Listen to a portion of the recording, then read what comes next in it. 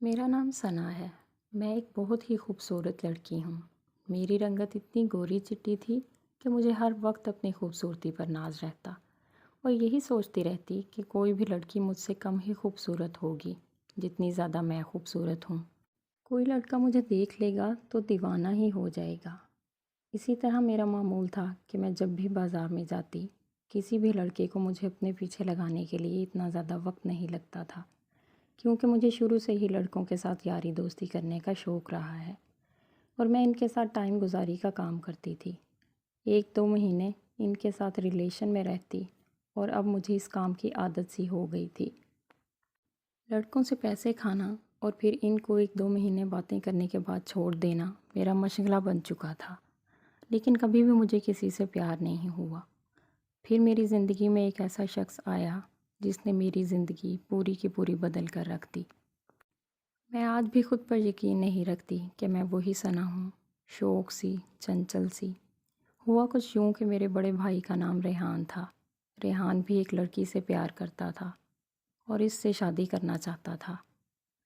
پہلے تو اسے سمجھایا، لیکن اس نے ضد کی کہ میں نے اسی لڑکی کے ساتھ شادی کرنی ہے، کیونکہ میرے بڑے بھائی کی جس دن بارات تھی تو میرا کزن میرے آگے پیچھے پھر رہا تھا۔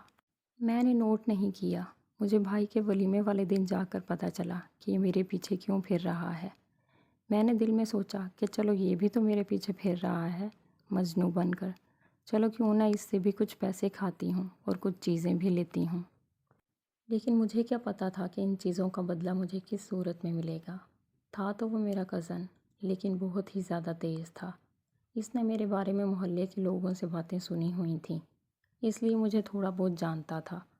وہ جانتا تھا کہ میں اسے بیوقوف بنا کر اس سے پیسے ہتھیاؤں گی۔ ایک دن وہ کہنے لگا، ثنا آؤ مووی دیکھنے چلتے ہیں۔ میں نے اس سے کہا کہ میں امی سے پوچھ کر تمہیں بتاتی ہوں۔ میں نے اپنی امی سے اجازت لی تو امی نے اجازت دے دی اور میں اس کے ساتھ مووی دیکھنے کے لیے چلی گئی۔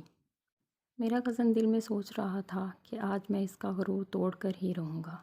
بڑی خوبصورت بنی پھرتی ہے نا، میرے رشتے سے انکار کیا تھا نا اس نے، اب دیکھنا میں اپنی شادی اس سے کیسے کرواتا ہوں۔ ہم مووی دیکھ کر باہر نکلے تو میرے کزن نے مجھ سے کہا کہ آؤ میں نے ایک نیا گھر لیا ہے، چلو تمہیں دکھاتا ہوں۔ تم دیکھ کر حیران رہ جاؤ گی کہ میں نے اتنا خوبصورت گھر لیا ہے۔ میں بھی حیران تھی کہ اس نے نیا گھر کہاں سے لے لیا، یہ تو اتنا کماتا بھی نہیں ہے۔ میں نے دل میں سوچا کہ چلو جا کر دیکھ لیتی ہوں، دیکھنے میں کیا حرج ہے۔ بس یہی میری سب سے بڑی غلطی تھی۔ لیکن میں تو اسے اپنا کزن مانتی تھی، اس پر اعتبار کرتی تھی، اسی لیے اس پر اعتبار کر کے اس کے ساتھ چلی گئی۔ وہ جس گھر میں مجھے لے کر گیا وہ بہت ہی خوبصورت گھر تھا، شاید اس کے دوست کا تھا۔ ہم وہاں پر گئے، اس نے مجھے ایک بیڈ پر بٹھایا اور کہا تم بیٹھو، میں تمہارے لیے کھانے کے لیے کچھ لے کر آتا ہوں۔ میں بھی بھولی بن کر بیٹھ گئی۔ 15 منٹ گزرے تو وہ کمرے میں آیا، کچھ کھانے کی چیزیں بھی تھیں اس کے ہاتھ میں، اور آتے ہی اس نے کمرے کی کنڈی لگا دی۔ میرا دل زور زور سے دھڑکنے لگا۔ میں نے اس سے کہا کہ کامران تم نے کنڈی کیوں لگا دی ہے؟ پلیز مجھے جانے دو، مجھے نہیں رہنا یہاں، میں جا رہی ہوں یہاں سے گھر۔ تم کیسے جا سکتی ہو گھر؟ میں نے تو کنڈی لگا دی ہے، اور اب یہ کنڈی جب تک تم میری خواہش پوری نہیں کرو گی تب تک نہیں کھلے گی۔ دیکھو کامران، میری امی نے تم پر بھروسہ کر کے مجھے تمہارے ساتھ بھیجا ہے، اور تم یہ کیا غلط بات کر رہے ہو میرے ساتھ؟ کامران کہنے لگا کہ تم نے میرے رشتے کے لیے انکار کیوں کیا؟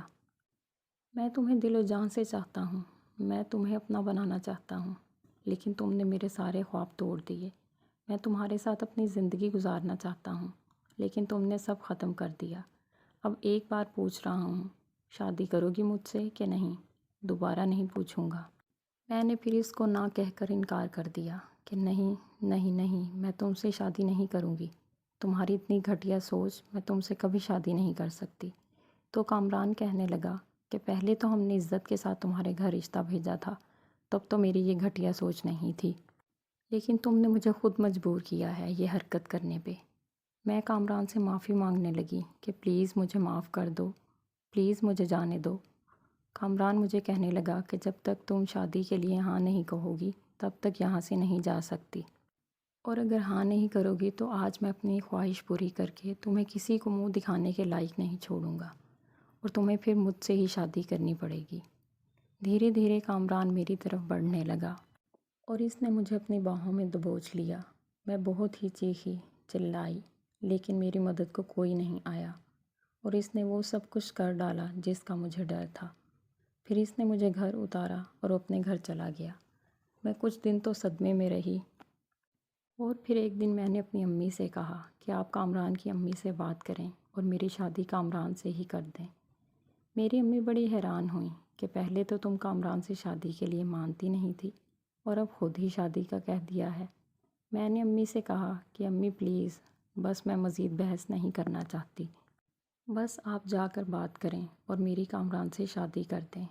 اور اس طرح میری شادی کامران سے ہو گئی۔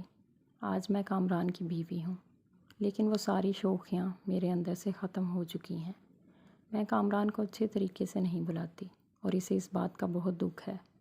وہ آج بھی مجھ سے معافی مانگتا ہے، لیکن میں نے آج تک اسے معاف نہیں کیا جو اس نے میرے ساتھ حرکت کی تھی۔ اگر آپ کو ویڈیو پسند آئی ہو تو لائک ضرور کریں۔ شکریہ۔